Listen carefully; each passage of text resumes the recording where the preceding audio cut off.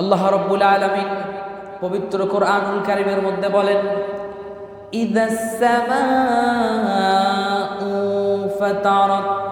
আল্লাহ তাআলা বলেন, যখন আকাশসমূহ ফেটে যাবে, ওয়া ইযাল কাওয়াকিবু তাসারাত, যখন তারকারাজিগুলো ছিটকে ছিটকে পড়বে, ওয়া ইযাল বিহারু ফুজ্জিরাত, যখন সমুদ্র উদ্গলিত হয়ে যাবে, সমুদ্রের ভিতরে সুনামি শুরু হয়ে যাবে, ওয়া ইযাল কুবুরু বু'থিরাত, যখন আল্লাহ রাব্বুল আলামিন কবরগুলোকে খুলে দিবেন, কবরগুলোকে উন্মোচন করা হবে, কবরগুলোকে খুলে দেওয়া হবে, কবরবাসীগুলো বের হতে থাকবে। আলিমাত নাফসুম মা কদ্দামাত ওয়া আখারাত, তখন প্রত্যেকে দেখতে পাবে সে মৃত্যুর আগে পূর্বে কি প্রেরণ করেছে, মৃত্যুর আগে, মৃত্যু আসার আগে সে পরকালের জন্য কি প্রেরণ করেছে, আর কোন জিনিসগুলো সে পরিত্যাগ করেছে, সে বিষয়গুলো সে দেখতে পাবে।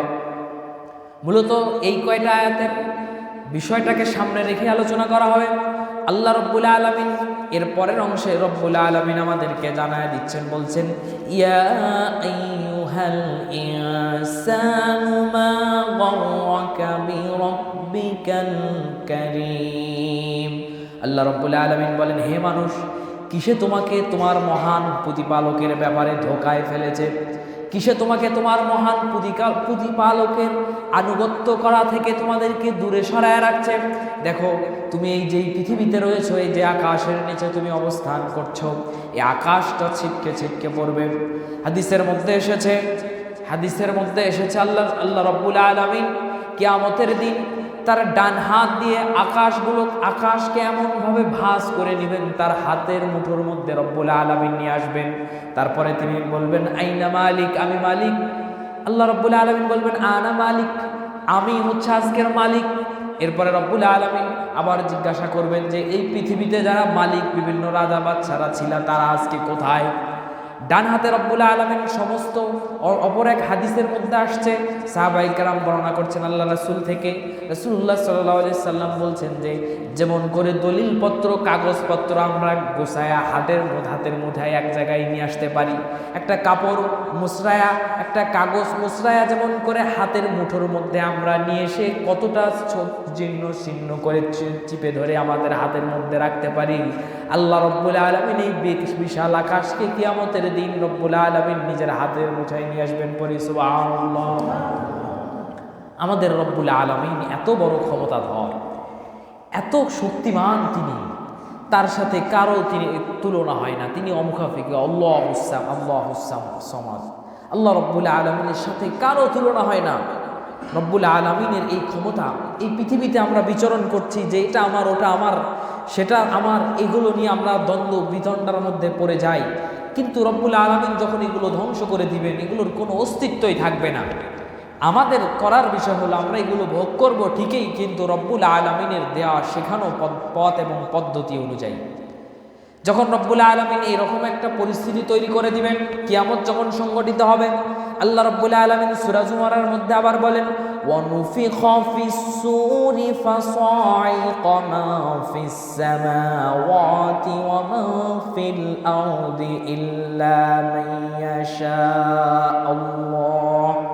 আল্লাহ রব্বুল আলামিন বলেন যে আমি যখন প্রথম সিংহায় ফুৎকার দেওয়া হবে, ইসরাফিল আলাইহিস সালাতু ওয়াস সালাম যখন সিংহায় প্রথম ফুৎকার দিবেন, আল্লাহ রব্বুল আলামিন যাকে চাইবেন যে এরা জীবিত থাক বা এরা অজ্ঞান হয়ে না যাক, আল্লাহ রব্বুল আলামিন যাদেরকে জ্ঞানে রাখতে চাইবেন তারা ব্যতীত পৃথিবীতে যত জীব রয়েছে সমস্ত কিছু বেহুশ হয়ে পড়ে যাবে। এরপরে আল্লাহ রাব্বুল আলামিন কি করবেন, সুম্মা নুফিখা ফীহি উখরা ফাইযা হুম কিয়ামুন ইয়ানজুরুন।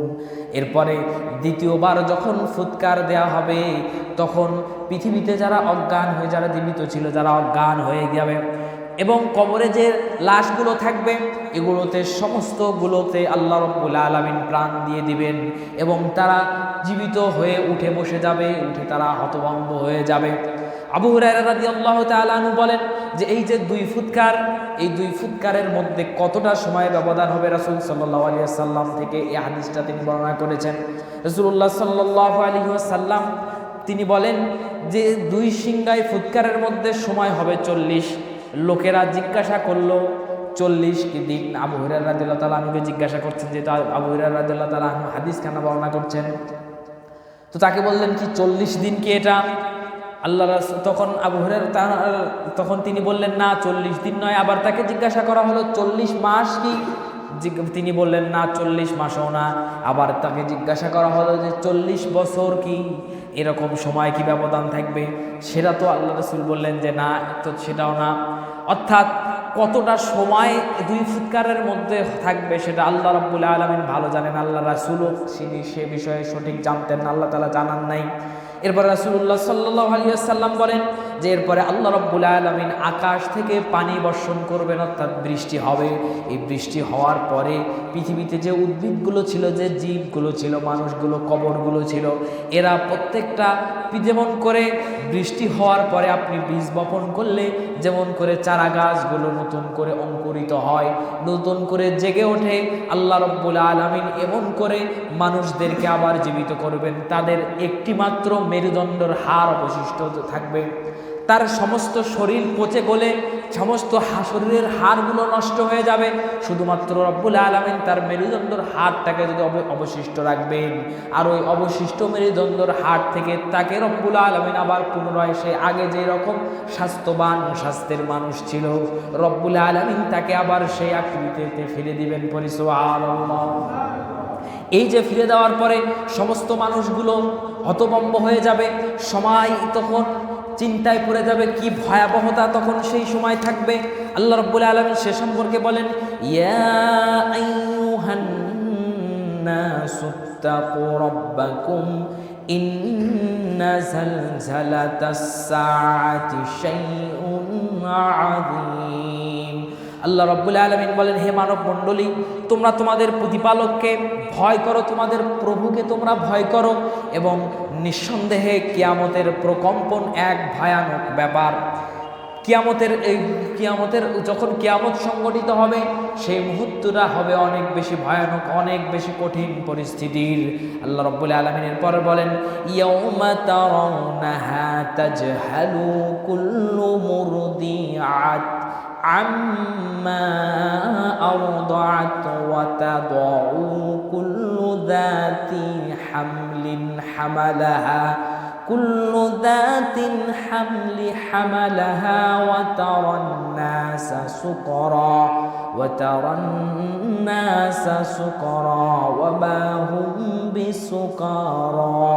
আল্লাহ রাব্বুল আলামিন বলেন যে সেই দিন প্রত্যক্ষ করবে, যেইটা দেখেন দুনিয়াতে আমরা পশু পাখির উদাহরণ দিয়েই যদি দেখি, কোনো পাখির বাসা পাড়ার জন্য যদি কোনো মানুষ যায়, অনুবাদটা পরে বলছি, কোনো পাখির বাসাতে বাচ্চা রয়েছে, ওই বাচ্চা পাড়ার জন্য কোনো মানুষ যদি যায়, বা কোনো সাপ ওঠে অথবা অন্য কোনো পশু, অন্য কোনো প্রাণী, অন্য কোনো পাখি যদি ওই বাসায় প্রবেশ করতে চায় বা তার বাচ্চাদেরকে হামলা করতে চায়, জীবন ছেড়ে দিয়ে তার জীবন কোন দিকে যায়, সে আহত হয় না কি হয় এইটা সেটা দেখে না। মা পাখিটা একদম তাকে বাচ্চাগুলোকে বাঁচানোর জন্য কত ছোটাছুটি করে।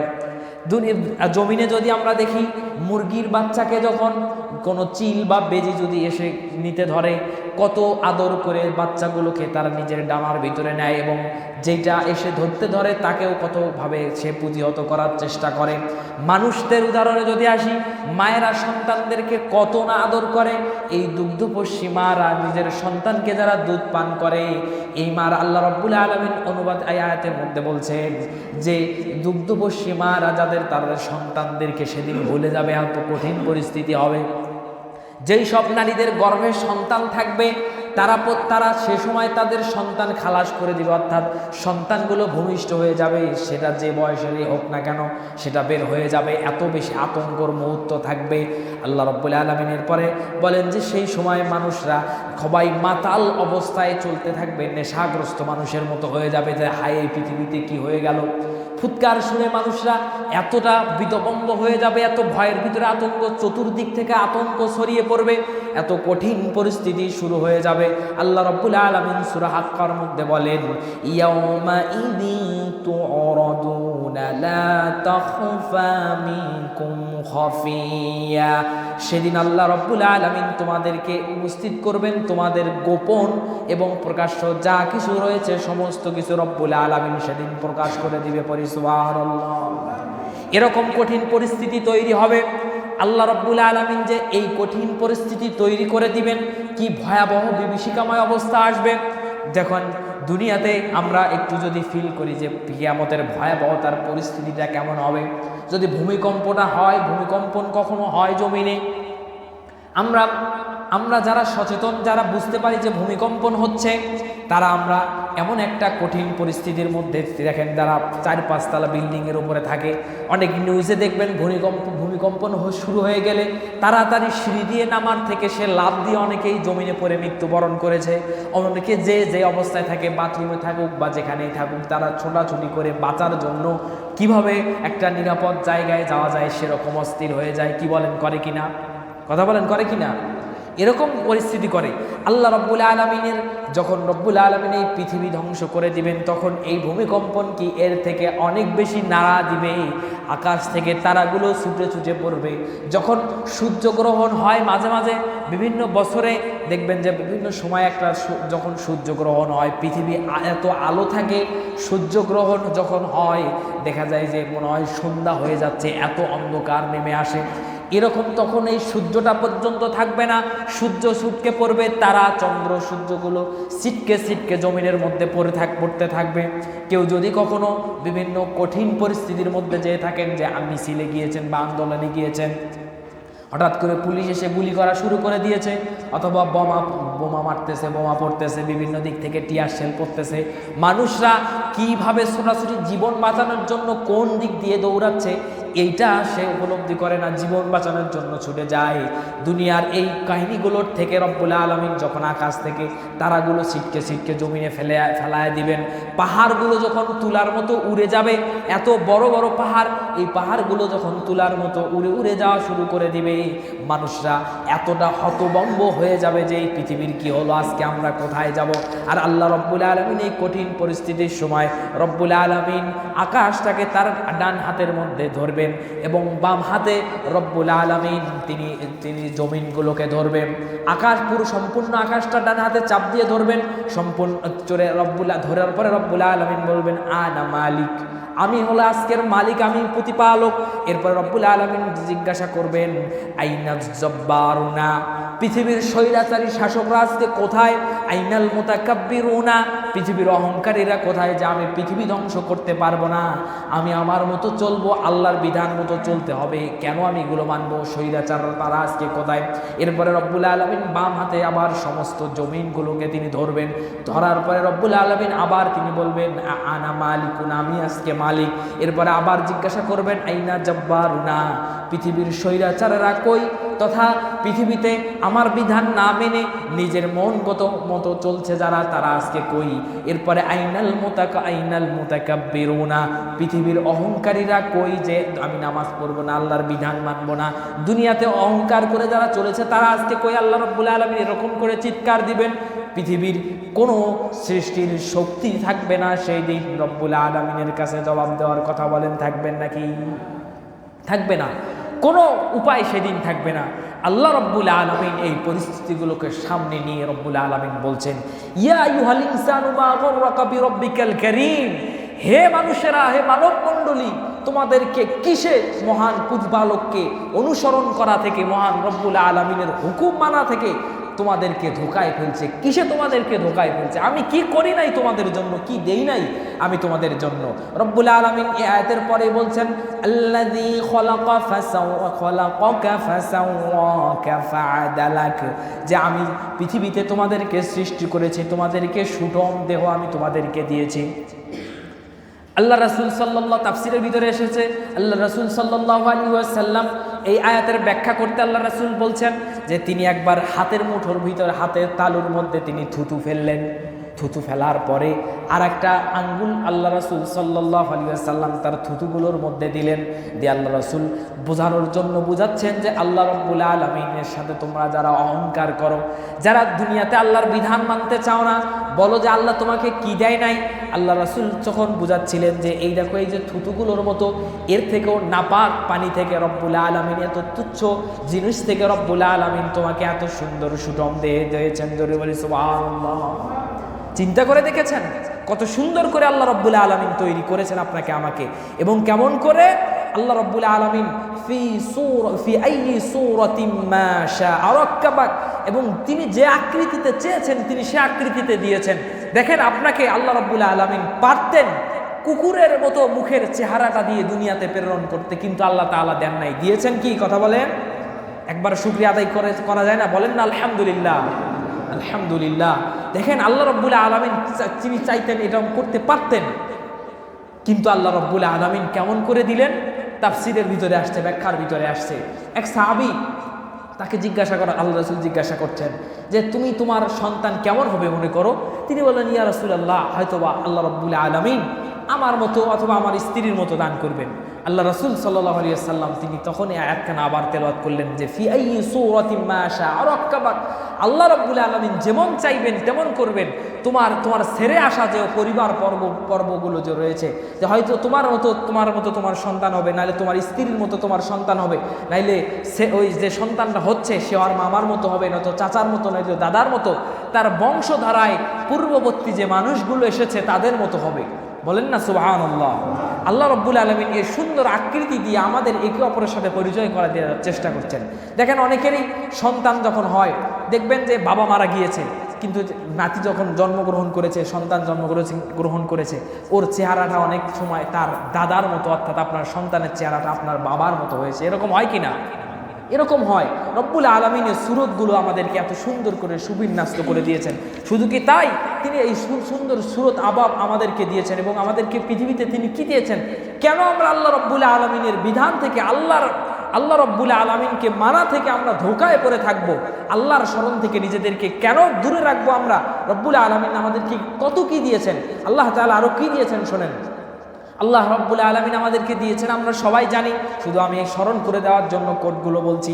আল্লাহ তাআলা সূরা নাবার মধ্যে বলেন আলাম নাজআলিল আরদা মিহাদা, আমি কি পৃথিবীকে তোমাদেরকে বিছানার মতো বানিয়ে দেই নাই? জমিনকে বিছানার মতো বানিয়ে দেই নাই?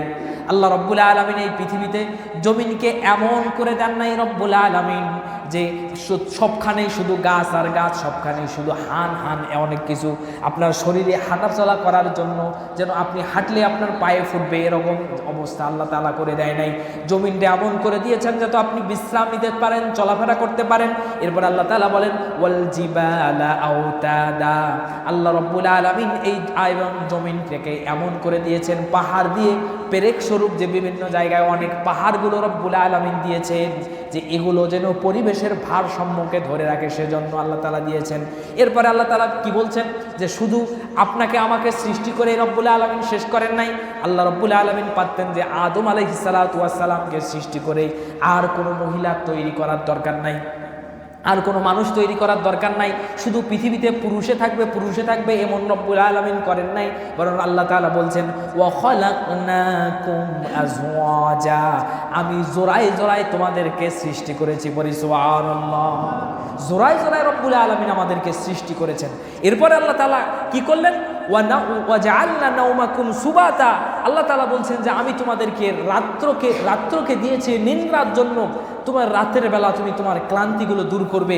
এরপর আল্লাহ তাআলা বললেন ওয়াজআলনা লাইলা লিবাসা, ওয়াজআলনা নাওমাকুম সুবাতা, আল্লাহ তাআলা তোমাদেরকে বিশ্রামের জন্য রাত দিয়েছেন। ওয়াজআলনা লাইলা লিবাসা, এবং এই রাত্রিকে আমাদের জন্য আবরণ স্বরূপ আল্লাহ তাআলা করে দিয়েছেন, আমাদেরকে পর্দা স্বরূপ করে দিয়েছেন, যেন আমরা এই রাত্রে আমাদের বিশ্রাম করে আমাদের শরীরের ক্লান্তিগুলো দূর করতে পারি। শুধু তাই নয়, এরপরে আল্লাহ তাআলা সবসময় রাতই রেখে দিয়েছেন এই মনটা নয়, আল্লাহ তাআলা তিনি বলছেন ওয়াজআলনান নাহারা মাআশা, এবং আমি দিনকে তোমাদেরকে জীবিকা আহরণের জন্য, জীবিকা অর্জন করার জন্য, তুমি কি খাবে, কিভাবে চলবে, এর জন্য তোমাদের জন্য দিনকে আমি তোমাদের উপযুক্ত করে দিয়েছি কাজ করার পরিণাম। সুবহানাল্লাহ। আল্লাহ তাআলা এই উদাহরণগুলো দিয়ে আমাদেরকে বলছেন যে এত নিয়ামত তোমাদেরকে আমি দিচ্ছি, এত কিছু তোমাদেরকে আমি দিচ্ছি, কেন তোমরা তোমার রবকে ভুলে থাকছো? কেন তোমরা তোমাদের রবকে কিসে তোমাদেরকে ভুলে রাখছে? এত নিয়ামত পাওয়ার পরেও কি জন্য তোমরা ভুলে যাচ্ছ? আল্লাহ রাব্বুল আলামিন আমাদেরকে তার হিন্সও দিয়ে দিয়েছেন, কুলু দিয়ে দিয়েছেন যে এই কারণগুলোতে হয়তোবা তোমরা এখান থেকে দূরে সরে আছো। আল্লাহ রাব্বুল আলামিন যে বলছেন, ইয়া আইয়ুহাল ইনসানু মা গররাকা বিরাব্বিকাল কারীম, আল্লাহ তাআলা যে বলছেন যে কিসে তোমাদেরকে আমার স্মরণ থেকে দূরে সরায় রাখছে, গাফেল করছে, ধোকায় ফেলে রাখছে। এই আয়াতের তাফসিরে হযরত ওমর ইবনুল খাত্তাব রাদিয়াল্লাহু তাআলা আনহু বলেন যে এক সাহাবী এটা তেলাওয়াত করছেন, তেলাওয়াত করে তিনি আবার নিজেরাই ব্যাখ্যা করতেছেন যে এই কারণটা হলো যে অজ্ঞতা। মানুষ জানে না আল্লাহ রাব্বুল আলামিন সম্পর্কে, ইসলাম সম্পর্কে জানে না, যার কারণে তার ভিতায় আল্লাহকে স্মরণ করে না, আল্লাহ থেকে ভুলে চলে যায়। পৃথিবীতে এমন অনেক নজির রয়েছে, অনেক হিন্দু, অনেক মুসলিম, খ্রিস্টান, বৌদ্ধ এরা রয়েছে, এরা কোরআন সম্পর্কে জানতে, ইসলাম সম্পর্কে জানতে এসে তারা ভুল বের করতে এসে ইসলাম সম্পর্কে জেনে, ইসলাম সম্পর্কে ভালো ধারণা তাদের ভিতরে আসার কারণে তারা তাদের ধর্ম ত্যাগ করে ইসলামে চলে এসেছে। পৃথিবীতে আপনি খুব কমেই পাবেন যে অন্য ধর্মের কার্যকলাপগুলো দেখার কারণে সেগুলো ভালো লেগেছে, এগুলো লাগার কারণে সে ওই ধর্মে চলে গিয়েছে। দু একটা থাকতে পারে, যেমন বর্তমান সময়ে দেশের বিভিন্ন জায়গায় বর্তমান সময়ে যেরকম অসহায় জায়গাগুলো রয়েছে, কারণ চর অঞ্চলে অথবা যে অঞ্চলগুলো আলেম ওলামারা দাওয়াতি কাজ করতে যাওয়ার সুযোগ পায় না, অথবা এমন একটা অঞ্চল খুবই অভাবের মধ্যে থাকে, এই জায়গায় খ্রিস্টান মিশনারিরা এরা ওই জায়গায় যায়, অমুসলিমরা ওই জায়গায় গিয়ে ওই অসহায় মানুষদের পাশে দাঁড়ায়। কিভাবে দাঁড়ায়? তাদেরকে আপনি খাবারের একটু ব্যবস্থা করে দিল, তাদেরকে মাসে মাসে একটা খাবার দেয়, তাদেরকে মাসে মাসে দেখবেন বিভিন্ন টাকা পয়সা তাদেরকে দিচ্ছে, বাড়িঘর করে দিচ্ছে, এরকম তাদেরকে যখন সুযোগ সুবিধা দেয়, এবং তার ফাঁকে তারা এমন চালাকি করে ওদের যে মতাদর্শগুলো রয়েছে এই মতাদর্শগুলো তাদেরকে দিয়ে দেয়, এবং তারা তাদেরকে বুঝায়। একটা সময় যখন অনেক দিয়ে থাকে, সবাই সন্তুষ্ট থাকে, তখন তারা বলে যে দেখো, তোমাদের ধর্মের মুসলমান ভাইরা তোমাদেরকে দান করতে আসে না, আমরা অনেক দূর থেকে খ্রিস্টান ধর্ম তোমাদের কাছে প্রচার করতে আসছি, ইহুদি ধর্ম তোমাদের কাছে প্রচার করতে আসছি, আসো তোমরা আমাদের ধর্মে আসো, আরও বেশি লাভবান হবা। এই যে লোভে মুসলমানগুলোকে তারা খ্রিস্টান ধর্মে নিয়ে যায়। অথচ এই স্টাডিগুলো নয়, অমুসলিমরা এই কার্যকলাপগুলো তো দেখেই, পাশাপাশি অনেক অমুসলিম ইসলামের ভুল ধরার জন্য কোরআন যখন পড়া শুরু করে, বাংলা অনুবাদ বা বোঝার জন্য, সে যেই দেশেরই হোক, ইংরেজি হোক, আরবিতে হোক, যেইভাবে সে পড়তে পারে, সেই অনুবাদগুলো সে যখন পড়ে ইসলাম সম্পর্কে ভালো জানে, ধারণা চলে আসে, সে ইসলাম গ্রহণ করে। আর আমরা মুসলমানরা আমাদের কার্যকলাপগুলো ভালো করি না জন্য আস্তে আস্তে অনেক মুসলমান দেখবেন দিনাজপুরে ঠাকুরগাঁয়ে অসংখ্য জায়গায় এরকম খ্রিস্টান মিশনারিরা কাজ করে অনেক ভাইদের, মুসলমান ভাইদেরকে খ্রিস্টান ধর্মে নিয়ে যাচ্ছে। অথচ এই কাজগুলো আমাদের করা উচিত ছিল, মুসলমানদের করা উচিত ছিল। আর আমরা আমাদের সম্পদ খালি বাড়াতেই চাই, এগুলো দান করার ক্ষেত্রে আমাদের খালি কপটতা, অসহায় মানুষের কাছে দান করব, 2 টাকা দান করব, তার জন্য আবার মাইকিং করে আমরা ছড়ায় দিই যে 2 টাকা দান করবো, আইসা নিয়ে যাও, একটা শাড়ি দেবো, আইসা নিয়ে যাও। কিন্তু আমাদের অমুসলিমরা তারা কিভাবে এই দাওয়াতি কাজ করে এই মুসলমানদেরকে ধোঁকা দিয়ে ওই পথে নিয়ে যাচ্ছেন। আল্লাহ রাব্বুল আলামিন এ সম্পর্কে আমাদেরকে বলছেন যে কিসের ধোঁকা আমাদেরকে নিয়ে যাচ্ছে। আল্লাহ তাআলা আরো বলছেন, ওয়ামিনান নাসি মান ইউজাদিলু ফিল্লাহ, আল্লাহ তাআলা বলেন মানুষরা এই কাজগুলো যে করছে বিগাইরিল্লাহি ইলম, আল্লাহ তাআলা বলছেন ওয়ামিনান নাসি মান ইউজাদিলু ফিল্লাহি বিগাইরি ইলম, মানুষের মধ্যে অজ্ঞতার কারণে, তারা আল্লাহ সম্পর্কে বেখবর থাকার কারণে, তারা অজ্ঞতার মধ্যে থাকার কারণে এই মানুষগুলো আল্লাহ রাব্বুল আলামিন সম্পর্কে বেখবর হয়ে আছে। এরপর আল্লাহ তাআলা বলছেন ওয়ায়াত্তাবিউ কুল্লু শাইতানিম মারিদ, আল্লাহ রাব্বুল আলামিন বলেন এটা তো অজ্ঞতা রয়েছে, পাশাপাশি এরা বিদ্রোহী শয়তানের অনুসরণ করে। বিদ্রোহী শয়তানের অনুসরণ করে মানে শয়তান আপনাকে সিগারেট খাইতে বলছে, শয়তান আপনাকে হিংসা করতে বলতেছে, শয়তান আপনাকে গীবত করতে বলতেছে, শয়তান আপনাকে কারো বিরুদ্ধে লেলিয়ে দিচ্ছে, শয়তান আপনাকে বেপরদায় চলতে বলতেছে, শয়তান আপনাকে এক কথায় ইসলামের বিধান থেকে দূরে সরে চলতে বলতেছে, ইসলাম থেকে দূরে দূরে চলতে বলতেছে, আপনি সেটা মেনে চলতেছেন। আর যদি মেনে চলেন আল্লাহ তাআলা সেটাও বলেন কুতিবা আলাইহি আন্নাহু মা তাওয়াল্লাহু ফাআন্নাহু ইদাল্লুহু ওয়া ইয়াহদি ইলা আযাবিস সাঈর। আল্লাহ রাব্বুল আলামিন বলেন যে যারা এই অজ্ঞতা, এই বিদ্রোহী শয়তানকে অনুসরণ করবে, শয়তানের পদঙ্কগুলো অনুসরণ করে চলবে, শয়তানকে বন্ধু হিসাবে গ্রহণ করবে, আমি তাদেরকে পথভ্রষ্ট করে দেব, তাদেরকে আমি সঠিক পথে চলতে দেব না, তারা পথভ্রষ্ট হয়ে যাবে, আর তাদেরকে আমি পরিচালিত করব জান্নাতের শাস্তির দিকে। নাউযুবিল্লাহ।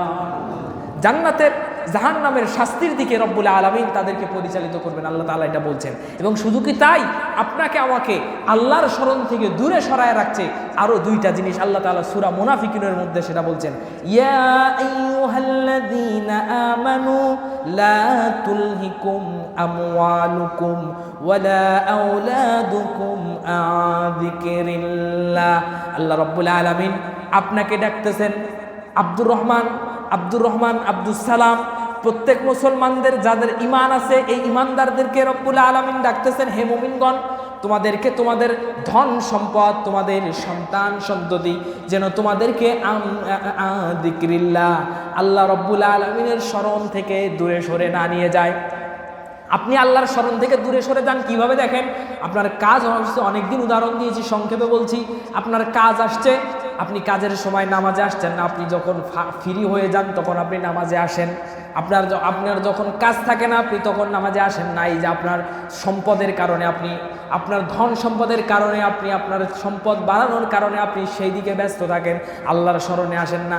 আর একটা হলো আল্লাহ রাব্বুল আলামিন বলছেন আওলাদুকুম, অর্থাৎ আপনার সন্তানের কারণে আপনি ইবাদতে আসেন না, মানে আপনার সন্তানকে আপনি ভালো করে চালাবেন, ভালোভাবে চালানোর জন্য, সে যেন ভালোভাবে তার ভবিষ্যৎ ভালো হয় তার জন্য তাকে আপনি স্কুলে নিয়ে যাওয়া বলেন, তার জন্য আয় রোজগার করা বলেন, তাকে আপনার ভালো একটা জায়গায় নিয়ে যাওয়ার জন্য সময় দেওয়া বলেন, এগুলো আপনি দুনিয়াবী কার্যকলাপের জন্য সময় দিয়ে যাবেন। আর আল্লাহ রাব্বুল আলামিনের স্মরণ থেকে আপনি এগুলো কারণে দূরে সরে যেন না যান, আল্লাহ রাব্বুল আলামিন আমাদেরকে এজন্য বলছেন। পৃথিবীর মানুষ, প্রিয় ভাইয়েরা আমার, শুনে রাখেন, আল্লাহ রাব্বুল আলামিন যে আমাদেরকে বলছেন কিসে তোমাদেরকে আল্লাহর স্মরণ থেকে দূরে সরে নিয়ে যাচ্ছে। আপনি যদি প্রথমত কারণ ধরেন যে আপনি জানেন না, অনেককেই ধরেন কয়েকদিন বলার পরে ফজরের নামাজে দুই একজন বসছে, দুই একজনের তেলাওয়াতের অবস্থায় এমন, অনেকেই ভয়েতে তো বসেই না, তেলাওয়াতের অবস্থায় এমন যে সে তার নামাজি হয় না। কিন্তু যেই ব্যক্তিগুলো বসেনি না তেলাওয়াত আপনি প্র্যাকটিস করার জন্য, শোনাতেই চান না, অথবা জানেন না আপনি যে তাশাহুদ করবেন, অনেককে ধরলে তাশাহুদে বলতে পারবে না, অথচ তাশাহুদ হলো নামাজের ওয়াজিব, আপনি যদি এটা সঠিকভাবে না পড়েন আপনার নামাজে হবে না সাউসিজদা ছাড়া। আপনি তো আমার সূরা দরুদ শরীফগুলো জানেন না, এগুলো তো পরে বললেন, সূরা ফাতিহাটাই আপনি ঠিকভাবে বলতে পারেন না, মুখে উচ্চারণ আসে না, দুই একজনের একটা দুটা সূরা ঠিক আছে, তার ভিতরেও কত গোলমাল। আবার অনেকে ভয় করেই বসে না। আল্লাহর স্মরণ থেকে দূরে সরে থাকার এক নম্বর কারণ যদি বলা যায় সেটা হলো অজ্ঞতা, আপনার মূর্খতা, আপনি জাহেল, এই জন্য আল্লাহকে স্মরণ করেন না। আপনি জাহেল, আপনি মূর্খ, এটা বলতে দ্বিধা নাই। আপনি পৃথিবীর বিভিন্ন ডিগ্রি, আপনি পিএইচডি ডিগ্রি অর্জন করেছেন, কোনো সমস্যা নাই, আপনি হতে পারেন অন্যের কাছে পিএইচডি ডক্টরেট, আপনি একজন ডক্টর, আপনি একজন ডাক্তার, আপনি এটা হতে পারেন, সার্টিফিকেট আপনি নিয়ে আসতে পারেন, হাজার আপনি বছরের পর বছর পড়ালেখা করে আপনি পিএইচডি, কয়েকটা পিএইচডি আপনি করেছেন, আপনি হতে পারেন, কিন্তু কোরআনের জ্ঞান, মুসলিম হিসাবে ইসলামের জ্ঞান যদি আপনার ভিতরে না থাকে আপনি জাহেল। আপনি আবু জাহেলের যে সুৎসরের যে লোক, সেই আবু জাহেল কেন বলা হয়? আবু জাহেল হলো জাহেলের পিতা, ওই দলের লোক আপনি থেকে যাবেন যদি নিজেকে সংস্কার না করেন। কারণ আপনি যখন জানবেন ইসলাম সম্পর্কে, যখন জানবেন আপনার একটা ধারণা আসবে যে সুদ খাইলে এইরকম মারাত্মক গুনাহ হয়, যদি নামাজ না কাজা করি এইরকম মারাত্মক গুনাহ হয়, আমি যদি নামাজ না পড়ি এরকম গুনাহ হবে, আমার স্ত্রীকে যদি বেপরদায় আমি চালাই তাহলে এরকম মারাত্মক গুনাহগুলো হবে, আপনি এগুলো জানতেছেন। এবং আপনি যখন, এটা তো আপনার জানার একটা অজ্ঞতা গেল, আপনি জানেন না তাই এগুলো আপনি বেধাচ্ছে করে বেড়াচ্ছেন। কিন্তু আপনি যখন আবার জানবেন, ধরেন আপনি সূরা ফাতিহা সুন্দর করে তেলাওয়াত করতে পারেন, আপনি সূরা ফিল সুন্দর করে তেলাওয়াত করতে পারেন, সূরা কুরাইশ তেলাওয়াত করতে পারেন, আপনি দেখবেন একটা জায়গায় গেলে মাথা উঁচু থাকবে, আপনি সামনে গিয়ে ইমামতি করতে পারবেন, নামাজ পড়তে পারবেন। অথচ আপনাকে যদি ধরা হয়, ভাই আপনি জানেন সূরা ফাতিহা, আপনি সূরা ফাতিহা বলতে গেলে আপনার পেছে যাবে, আপনি দুনিয়ার ব্যস্ততাই শেষ হয় না, আপনি বলবেন আমি 12টার সময় আসি, 1টার সময় আসি, 2টার সময় আসি, এগুলো দিয়ে আপনার রায় নাই। আপনি জাহেল, আপনি মূর্খ, আপনি যতই ডক্টরেট ডিগ্রি অর্জন করে আসেন না কেন, কোরআন জানেন না, মুসলিম হিসাবে কোরআনের ভাষায়, হাদিসের ভাষায়, ইসলামের ভাষায় আপনি মূর্খ, জাহেল, আবু জাহেলের দলের লোক। কথা বলেন ঠিক কিনা? এই জন্য জানার জন্য অবশ্যই, ইসলাম জানার জন্য অবশ্যই আপনাকে আলেম ওলামাদের কাছে যেতে হবে। ইসলাম শেখার জন্য তাদের ধর্ণা আপনাকে ধরতে হবে, অথবা নিজেও আপনি পড়তে পারেন, যে জায়গায় পারেন না সেটা আপনি আলেমদের আসে সাহায্য সহযোগিতা নেন। এবং যেসব জায়গায় এগুলো প্রতিষ্ঠান থাকবে সেগুলোতেও আপনাকে সহযোগিতা করা, সেই জায়গাগুলোতে আপনাকে আমাকে এগিয়ে যাওয়ার চেষ্টা করা। দুনিয়ায় আমি চলাফেরা যে করতেছি, আপনার দুনিয়ায় হয়তোবা আপনি যখন যে দল ক্ষমতায় আসবে, মনে করেন সারোয়ার সাহেব যে ছিলেন এমপি, তার সময় তার লোকদের মধ্য থেকে যারা ধরেন বন্দী হয়ে গিয়েছিল বৈষম্যবিরোধী ছাত্র আন্দোলনের সময়, এই গত আন্দোলনের সময় তার পরিচিত যে ব্যক্তিগুলো বন্দী হয়ে গিয়েছিল, অনেক আপনি খবর নিয়ে দেখবেন তার আত্মীয় হয় জন্য অনেক ছেলে ভিতরে আছে, সে দ্রুত বের হয়ে গিয়েছে। এবং সে এমপি ফোন দিয়েছে, তার আত্মীয় দেখবেন যে দাপটে সে চলাফেরা করে, তাকে বের করে দিচ্ছে, কোনো সমস্যা নাই, সে বের হয়ে যাচ্ছে। অন্যদিকে আপনি বলেন আমাদের গাইবান্ধায় যদি ধরেন আরজু খান এমপি হয়, অথবা ডক্টর মনিরুল হাসান সাদিক এমপি হয়, অথবা দেশের প্রধানমন্ত্রী তারেক জিয়া হয়েছে, তার দলের কোনো লোককে, বিএনপির লোককে ধরে নিয়ে গিয়েছে, ফোন দিয়েছে যে আমার দলের লোক ছেড়ে দে, পুলিশ আপনাকে ছেড়ে দিল, যে না ওর দলের লোক, ওনারা ক্ষমতায় আছে, আর ধরা যাবে না। আব্দুল করিম সাহেব গাইবান্ধা জেলা আমির, উনি যদি ক্ষমতায় এমপি হয়, ওনার দলের লোক কাকে ধরছে, ফোন দিয়েছে যে আমাদের দলের লোক, তাকে ছেড়ে দেন, আপনাকে ছেড়ে দিতে হবে। অবশ্যই তারা ছেড়ে দিবে, কিন্তু আল্লাহ তাআলা কি বলছেন, যে যেই কিয়ামতের ভয়াবহতার কথা রব্বুল আলামিন বলছেন, যেইটাকে আমরা ভুলে দুনিয়া নিয়ে আমরা ছুটে বেড়াচ্ছি, সেই জিনিসটা কি আল্লাহ রব্বুল আলামিন সেটা জিজ্ঞাসা করছেন।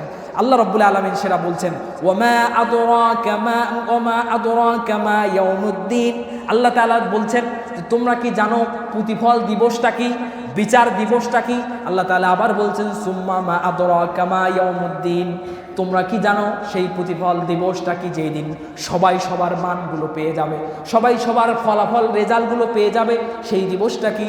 আল্লাহ তাআলা বলছেন, ইয়াউমা লা তামলিকু নাফসুল লিনাফসি শাইআ। আল্লাহ তাআলা বলেন সেই দিন কোনো ব্যক্তি একে অপরকে কোনো সহযোগিতা সাহায্য করতে পারবে না, কোনো অধিকার তাদের থাকবে না। ওয়াল আমরু ইয়াউমা ইযিল লিল্লাহ। সেদিন আল্লাহ রাব্বুল আলামিনের শুধু কর্তৃত্ব থাকবে। কার কর্তৃত্ব? আল্লাহ। পৃথিবীতে আপনি চলতে গিয়ে আল্লাহ রাব্বুল আলামিনের বিধান অনুযায়ী যদি না চলেন, আপনার নেতার কথা অনুযায়ী, আব্দুল করিমের কথা সাহেবের কথা অনুযায়ী চলেন, আরজু খান, ডক্টর মনিরুল হাসান সাদিক, বা দেশের আপনার তারেক জিয়া, অথবা আপনি জামাতের আমির শফিকুর রহমান, চরমানের পীর সাহেবের কথা, বিভিন্ন নেতাদের কথা অনুযায়ী যদি আপনার জীবন পরিচালনা করেন, আর সেটা যদি আল্লাহর বিধান অনুযায়ী না হয়, এই সব নেতা, কোনো পাতি নেতা ছাতি নেতার কোনো বেল নাই। আল্লাহ রাব্বুল আলামিনের কাজ যদি আপনি সঠিকভাবে না করেন, আল্লাহ রাব্বুল আলামিন এমন পাকড়াও করবেন, দুনিয়ায় আপনি জেলে গেলে মুক্ত করে দিতে পারে দুনিয়ার মানুষ, দুনিয়ার নেতা, পরকালে মুক্তি পাবেন না। এজন্য আমাদেরকে কোন পথে চলতে হবে? আল্লাহর পথে। কোন পথে? আল্লাহর পথে। আর আল্লাহর পথে চলতে গেলে যেভাবে আমাদের উপরে যেটা আসুক না কেন, আপনার কোন দলটা সেই পথে আসে, সেই পথে আমাদেরকে চলার চেষ্টা করতে হবে। কথা বলেন ঠিক কিনা? প্রিয় হাজিরিন, এজন্য সব কথার সারমর্ম হলো আমাদেরকে যেটা জানতে হবে, অবশ্যই অজ্ঞতার কারণে আমরা ইসলাম থেকে দূরে সরে যাই। কারা ইসলামের পথে আছে, আমরা নিজেদেরকে ইসলামের জন্য মনোনিবেশ করব, ইসলামের পথে পরিচালিত করব, এর জন্য আমাদেরকে কাজ করতে হবে। অবশ্যই এর জন্য ইমাম আলেম ওলামাদের কাছে আপনাদেরকে বসতে হবে, এটা জানার জন্য চেষ্টা করতে হবে। এরপর পাশাপাশি আপনাকে শয়তানের যে কুমন্ত্রণাগুলো, এগুলো থেকে আমাকে বিরত থাকতে হবে। তবেই আপনি আল্লাহর স্মরণে, আল্লাহর দিকে বেশি আপনি যেতে পারবেন। প্রিয় হাজিরিন, রব্বুল আলামিন আমাদেরকে এই কাজগুলো যে দিয়েছেন, এই কথাগুলো, এই আয়াতগুলো যে তিনি আমাদেরকে দিয়েছেন, কেন দিয়েছেন? এগুলো মেনে চলার জন্য। এজন্য আল্লাহ তাআলা আমাদেরকে যেন এটা মেনে চলার তৌফিক দান করেন। আর একটি কথা, সেটা হচ্ছে, এটা হলো আলোচনার বিষয়। আল্লাহ তাআলা, আমি যেটা সংক্ষেপে আবার বলছি, যে আলোচনাগুলো করলাম, এই অজ্ঞতা থেকে বের হয়ে আসার জন্য আমরা আলেমদের কাছে যে শিখব, এবং আগামী মাস থেকে ইনশাল্লাহ আমরা আমাদের মসজিদে দীর্ঘদিন মুক্তব বন্ধ আছে, আপনাদের সন্তান সন্ততিদেরকেও আপনারা মুক্তবে পাঠিয়ে দিবেন আগামী মাস থেকে ইনশাল্লাহ। আগামী সপ্তাহে অর্থাৎ 30 তারিখ থেকে, শনিবার থেকে মুক্তব চালু হবে।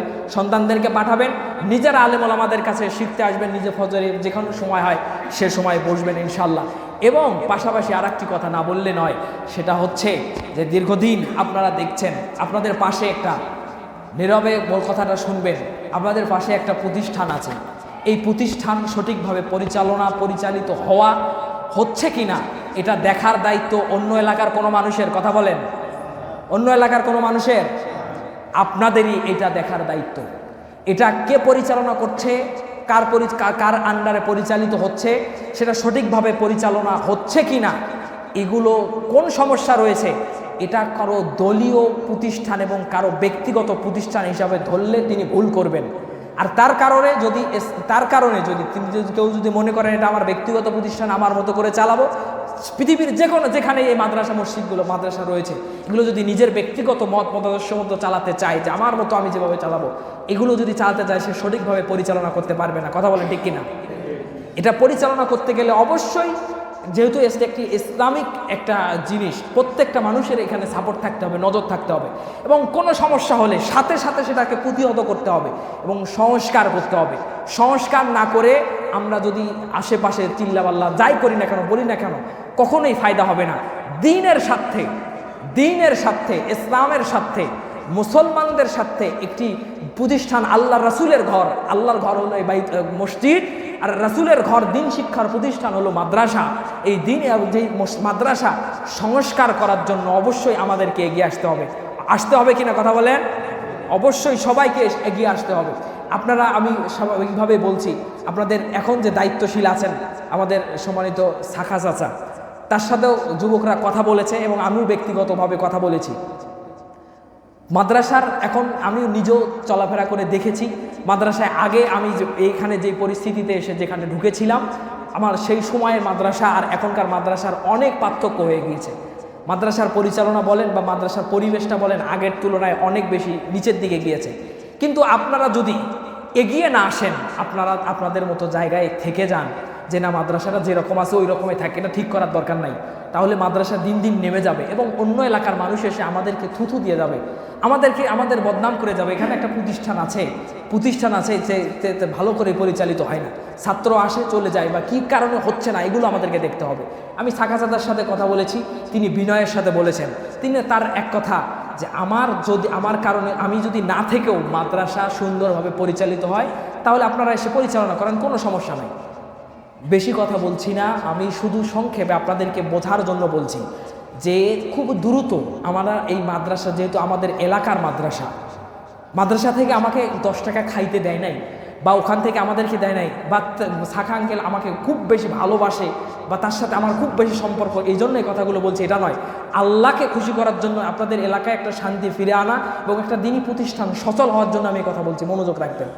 এজন্য আমি উদ্যত আহ্বান করব এলাকার মাথা লোকগুলো, যেমন হাবিবুর আঙ্কেল বলেন, খুশি ভাই, বাবলু ভাই, এবারে টিপু ভাই, মাথা যে লোকগুলো, যেগুলো বাহিরের পরিবেশে চলাফেরা রয়েছে, সাথে শাখা আঙ্কেলকেও ধরলাম, এরা সবাই সমন্বয় করে বসে, আপনারা দায়িত্বে না থাকেন, কাকে দিয়ে এই দায়িত্বগুলো দিলে মাদ্রাসাটা বেগবান হবে? যুবকদেরকে দিবেন, অন্য এলাকা থেকে এনে দিবেন, না নিজেরাই এটাকে সংস্কার করে সুন্দর করে পরিচালনার জন্য চেষ্টা করবেন? এটা আমি আহ্বান করছি, এখন আদেশ করছি না, আহ্বান করছি যে আপনার এলাকায় সুস্থতা ফিরে নিয়ে আসার জন্য এই কাজগুলো আপনাদেরকে এগিয়ে আসতে হবে এবং একটা ডেট করে আপনাদেরকে বসতে হবে যে মাদ্রাসার কী সমস্যা, এই সমস্যাগুলো আপনাদের বের করতে হবে। শাখা আঙ্কেল বারবার বলেছে এবং আজকেও জুমার আগেও তার সাথে কথা হয়েছে আমার, তিনি বলেছেন যে আমি না থেকেও অথবা আমার কোনো সমস্যা থাকলে আমাকে বলে দেখ, আমি সেগুলো নিজের সংশোধন করে নেব এবং আমার ভুল থাকলে বা আমাকে না থেকেও যদি মাদ্রাসা ভালো চলে আলহামদুলিল্লাহ, আমার কোনো আপত্তি নেই। এজন্য আমি আমাদের উদাত্ত আহ্বান করব, কেউ এখানে জোর করে দায়িত্ব নেওয়া যাবে না যে আমাকেই দায়িত্ব দিতে হবে। কেউ জোর করে কোনো দায়িত্ব যদি নেয় এইসব দায়িত্বগুলো, তাহলে তখন শয়তান তার পতঙ্ক অনুসরণ করে, শয়তান পরিচালনা করে। কিন্তু আল্লাহর পক্ষ থেকে কারো দায়িত্ব যখন অর্পিত হয়, তখন রব্বুল আলামিন তার পথ চলাকে সহজ করে দেন। সুবহানাল্লাহ। এজন্য সবার সম্মতিতে, অন্য এলাকার থেকে আপনি সভাপতি বানাবেন না নিজ এলাকার থেকে বানাবেন, বা নিজ এলাকার থেকে মিনিমাম 1-150 একটা টিম তৈরি করে সবার একটা সুনজর দিয়ে মাদ্রাসাটা আরও কয়েকজন শিক্ষক নিয়ে কিভাবে এটা সুন্দর করে পরিচালনা করা যায়, তার জন্য আমি উদাত্ত আহ্বান করব। এই চেষ্টাটা যেন এই আগামী 1 সপ্তাহের ভিতরে আমরা করতে পারি, এজন্য সবাই চেষ্টা করব তো ইনশাল্লাহ। আমি নিজেই সবার সাথে ইনশাল্লাহ কথা বলার চেষ্টা করে যেভাবে সমাধান করা যায় করার চেষ্টা করবো। আল্লাহ রাব্বুল আলামিন আমি যে কথাগুলো বললাম এই কথাগুলোর উপরে পালন করে ইসলাম অনুযায়ী আমাদেরকে জীবন পরিচালনা করার তৌফিক দান করুক, আমরা বলি আমিন। যারা কবুল জুমা আদায় করেন নাই আদায় করেন।